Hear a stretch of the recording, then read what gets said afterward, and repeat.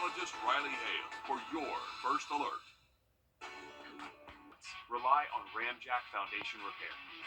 Celebrating 30 years with Richard Rogers. Happy 30th anniversary, Richard.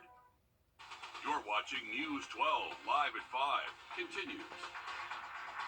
Well, veteran support can come in many shapes and sizes. How some of the larger animals in Aiken are helping our veterans in just a moment. But first, Under the Lights coming up in just a minute. The rain, though, isn't expected to stick around. It's not a good thing. Well, we needed the rain, but it's not for football. And not when the Columbia County Fair is also canceled because of tonight. That's true. I mean, it's not the best night to have all this happen. Riley doesn't seem to like it too much either. No. We've been really nice lately. We've had some 10 minutes. All right, thanks, Riley. Showing veteran support is something we try to do all year long, but naturally, when we get closer to Veterans Day, it really comes to the forefront. Our cityhood was in Aiken today, where even the horses are celebrating. The horses are big, but the smiles and the hearts are even bigger at Equine Rescue. They rescue horses like Ruby here, but they also rescue humans in more ways than one. The Trust and Release program helps veterans and active military care for the horses. And trust is key here. Like humans, the horses pick up on our energy and help us feel more comfortable. The overall goal is to help veterans increase their self-confidence and social skills. The horses out here help people more than we help the horses. You just look at them in their eyes, they look back at you, and they have certain behaviors that let you know that they're just very relaxed and comfortable with you. Most of the people these horses interact with don't have any experience at all, but that's okay because Ruby here is a master teacher. Coming up on you tonight on News 12 at 6 o'clock, how a simple touch can make the most special relationship. And Ruby is so sweet. They're a great organization out there in Aiken.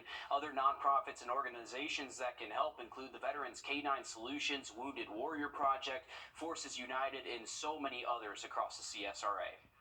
The high school football playoffs are in full swing across the two-state, and for all of our local teams still standing, it is win or go home. Yes, it is. News 12 Sports Director Dan Booth joins us live in the studio to help kick off our Under the Lights coverage for Week 13. Dan.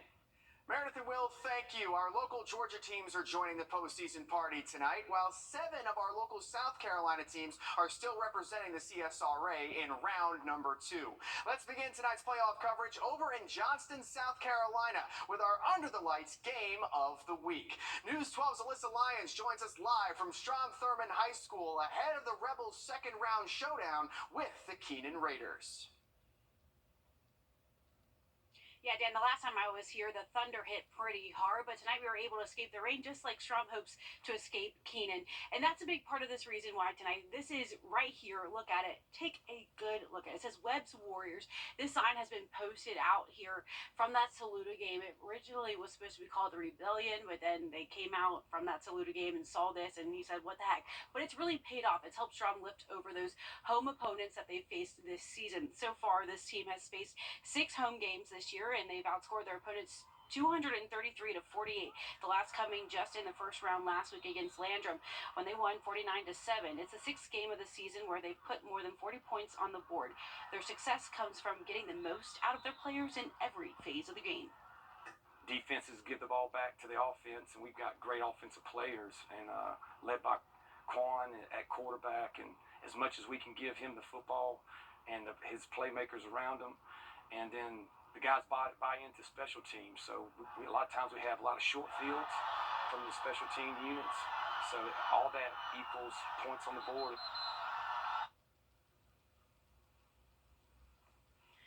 Coach says that this team takes a lot of pride of putting it in the end zone. And after every single game, Coach Webb says, hey, the scoreboard doesn't lie. We have a lot more coverage coming your way in the next half hour. Dan? Well, thank you, Alyssa, and it's going to be a lot of fun to see how everything plays out over there. And our Under the Lights coverage continues with Nick Veland, who's at Greenbrier right now, where the Aquinas Fighting Irish will be kicking off their postseason against the Glasscock County Panthers. Yeah, that's right, Dan. Both teams just arrived, and anticipation's up in the air. Aquinas is very excited to host a playoff game coming off of a region win last week, and now being the 1 seed. But as you just said, we're at Greenbrier, not even at Aquinas. Greenbrier is where, Aquinas has called their home turf all season long, and tonight is no different when hosting Glasscock County in the first round. Head coach James Leonard says that playing away from home is one of the many obstacles, including having a new practice field and dealing with injuries all season long. But Leonard says his guys are able to handle everything thrown their way. It really doesn't affect us a whole lot. It's not a bad ride at all, and the people at Greenbrier have taken such great care of us. They've been phenomenal, very helpful, gone out of their way to help us, and we can't say thank you enough for Greenbrier. And coming up all new on News 12 at 6 o'clock, more on this matchup and how Glasscock County will look to win their first ever playoff game in school history. Well, thank you, Nick. And despite playing on the road for basically the entire season, Aquinas has certainly made the most of all their time on the field. Both Wagner Sally and Blackville Hilda have less than 250 students, making them two of the smaller schools in South Carolina. But I can promise you there is nothing small about their showdown in the second round of the playoffs tonight. This game is a region rematch, a game earlier this season, which Blackville Hilda won 34-8. Despite the final result, this was a one-score game in the fourth quarter when those two played. Wagner Sally head coach Willie Fox says his team is the youngest team that he has ever coached. The Warhawks roster is filled with freshmen and sophomore while having only 2 seniors on the whole team. Coach Fox says his team is a lot different from the last time these two teams played in September. We feel like we're a lot different team than we were at that point of the year, and we're just going to try to right our wrongs and try to do a good job of doing some things in this game that we didn't do a good job of in the first game. He runs a very difficult offense to stop. I've described it to a couple of different folks, and as a rugby scrum. It's kind of like wrestling a gang of porcupines in a phone booth. After going 2-8 last year, Blackville Hilda is sitting at 9-2 right now, hosting their second playoff game in as many weeks. Our Under the Lights coverage is just getting started because on News 12 at 6 o'clock, we'll be checking back in with Alyssa ahead of Strom Thurmond's showdown with Keenan. Nick continues to break down that first down matchup between Aquinas and Glasscock County, while News 12's Will Volk will be diving into what's behind Blackville Hilda's recent success. All right, thanks for that, Dan. Looking forward to some great games tonight, and we are anticipating the threat for a few showers tonight and all weekend long. We'll have another look at this forecast just after the break. Time and temp. Only reaching the 50s. Here's a quick look at the 7-day forecast. We're going to see temps in the 60s most of next week for high temps, and it looks like more rain's back by next Wednesday. All right, thanks, Riley. Georgia farmers say they've never seen it this bad. Nearly a dozen Georgia counties declared natural disaster areas because of the lack of rainfall. As Abby Casores finds, the drought could even impact you at the grocery store. At Dyer Livestock, about 90 miles outside of Atlanta, they raise cattle, about 100 at a time, and then they sell the beef. The cattle industry is a $2 billion industry here in Georgia. Northwest Georgia farmers say if the drought continues, the price of beef will rise. It's been dry. Cattle farmers Jeremy and Sarah Dyer are looking at a field that's usually green and lush. We plant ryegrass, which is a winter annual, usually the end of September, 1st of October. And this year, because of lack of moisture, we haven't planted any of that yet. They have to buy more expensive feed instead of letting the cows eat the ryegrass in the fields. Anytime that you have to spend more to maintain your cows in terms of extra hay or extra supplements, that definitely cuts into the profit margin, which is pretty small to begin with. Dade County is one of 11 counties in Georgia considered to be in a natural disaster zone because of the drought, allowing the U.S. Department of Agriculture to free up funds to help farmers like the Dyers. The additional cost taken on by the farmers ultimately passed on to consumers. U.S. beef prices are soaring to record highs. According to the U.S. Department of Agriculture, the average price is about $8 per pound. That's up from the previous high during the pandemic. Sometimes stories like this is what really shares the word about the challenges farmers are facing. The drought has carried on for the last 8 weeks. The Dyers say if they get a few good rains, they could plant some of that ryegrass. In Dade County, I'm Abby Casores.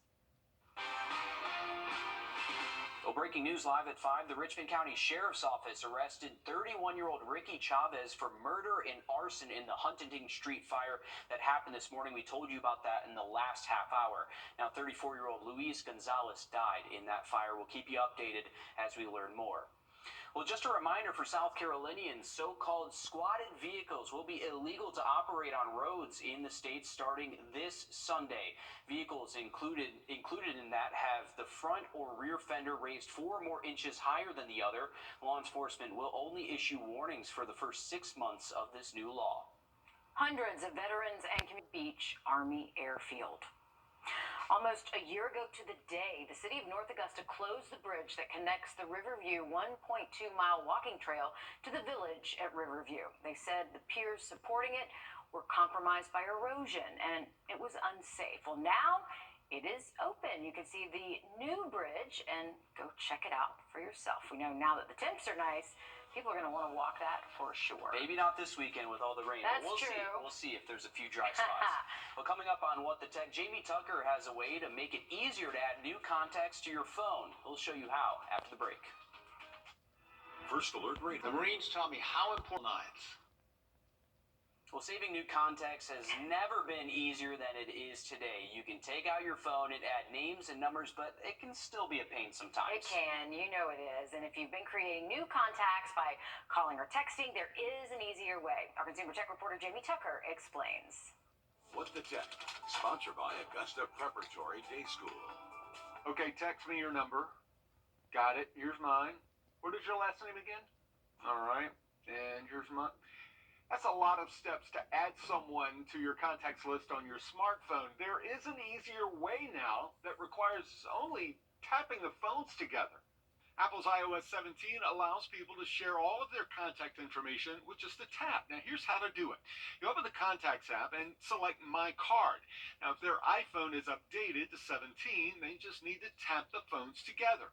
The contact information will then be shared on both phones. Now, for a really cool first impression, you can also try one of these digital business cards from Lawyers can be there to help you through it. Just call all nines. Well, saving new contacts has never been easier than it is today. You can take out your phone and add names and numbers, but it can still be a pain sometimes. It can, you know it is. And if you've been creating new contacts by calling or texting, there is an easier way. Our Consumer Tech reporter Jamie Tucker explains. What the Tech, sponsored by Augusta Preparatory Day School. Okay, text me your number. Got it. Here's mine. What is your last name again? All right. And here's mine. That's a lot of steps to add someone to your contacts list on your smartphone. There is an easier way now that requires only tapping the phones together. Apple's iOS 17 allows people to share all of their contact information with just a tap. Now, here's how to do it. You open the Contacts app and select My Card. Now, if their iPhone is updated to 17, they just need to tap the phones together. The contact information will then be shared on both phones. Now, for a really cool first impression, you can also try one of these digital business cards from Link or Popple. These cards are equipped with NFC chips.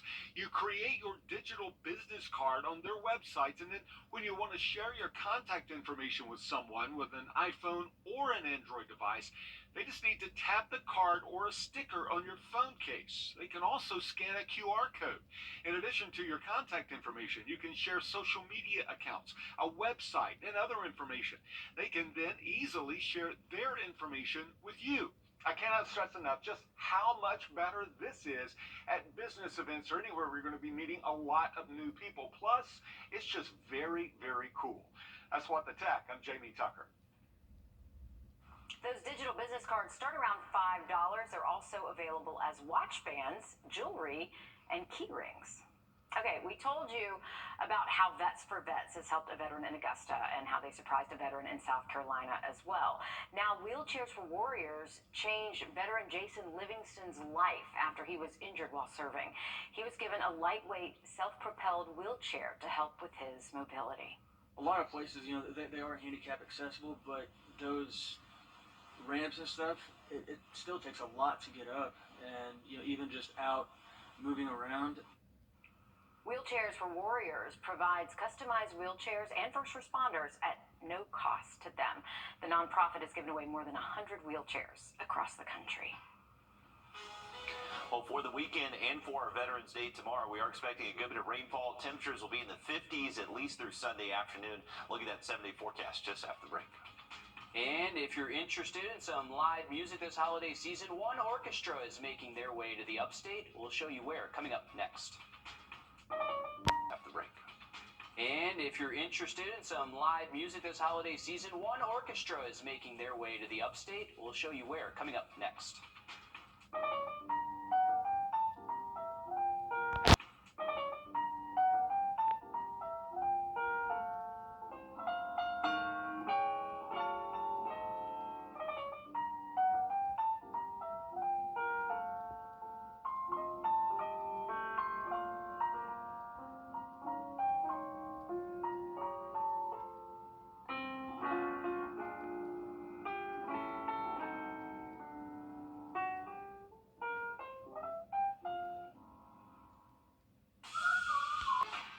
For cupcakes and pastries like your grandmother made, come to Garner Sweet Dreams. Made fresh every day from special family recipes, Garner Sweet Dreams offers a variety of cupcakes, including their signature red velvet cupcakes.